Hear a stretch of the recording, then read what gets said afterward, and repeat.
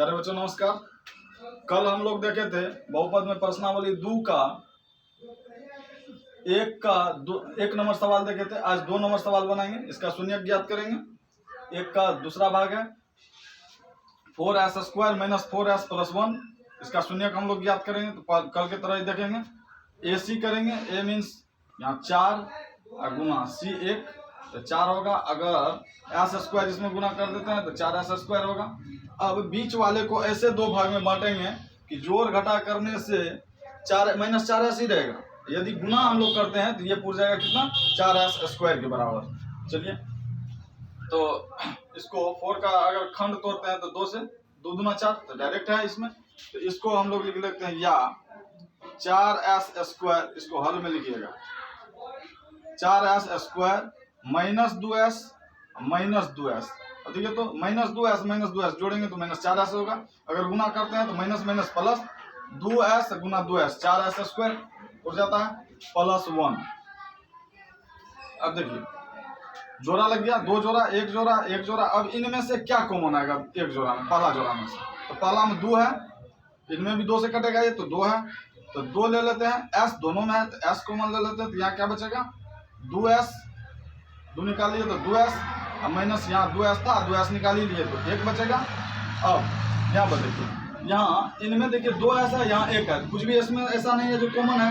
तो जब कुछ भी कॉमन नहीं है तो 1 कॉमन रहता है। तो अब इस जोड़ा में से 1 कॉमन कर लेते हैं चिन्ह के साथ, तो माइनस 1 कॉमन कर लिए तो क्या हो जाएगा माइनस माइनस प्लस 2s, यहाँ प्लस माइनस माइनस 1। अब देखिए, अब 1 जोड़ा बन गया, 1 भाग है ये 1 भाग। अब इन भागों में क्या कॉमन है? इनमें है 2s माइनस 1 कॉमन है, दोनों में 2s माइनस 1 2s माइनस, तो 2s माइनस 1 यदि हम निकाल लेते हैं, कॉमन कर लेते हैं, तो इधर क्या बचेगा 2s, इधर बच जाएगा माइनस 1। अब देखिए ये गुणनखंड निकल गया। अब एक लाइन हम लोग को लिखना रहता है, क्या लिखना रहता है? यदि s बहुपद का शून्यक होगा तो ये किन के बराबर हो जाएगा? 0 के बराबर, शून्य के बराबर हो जाएगा। तो लिखेंगे यदि s बहुपद का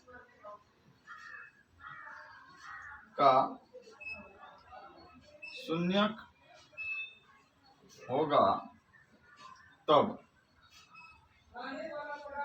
क्या होगा 2s minus 1 into 2s minus 1 बराबर 0।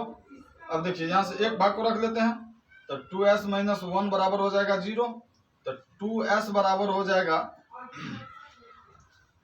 1, s बराबर हो जाएगा 1/2। फिर दूसरा भी वही है, सेम है, या तो हम ऐसे लिख सकते हैं कि दूसरा शून्यक भी 1/2 होगा, या नहीं तो अलग से भी मान निकाल सकते हैं। तो देखिए इसका सेम ही मान है, तो अगर निकालेंगे हम लोग तो सेम ही निकलेगा 1/2। तो s बराबर 1/2 और दूसरा भी क्या निकल जाएगा 1/2 ही निकल जाएगा। तो इसको यहीं लिख लेते हैं 1/2 और दूसरा भी निकल गया 1/2, तो दोनों शून्यक 1/2 निकल गया। अब शून्यकों का योग हम लोग लिखेंगे, तो शून्यकों का योग,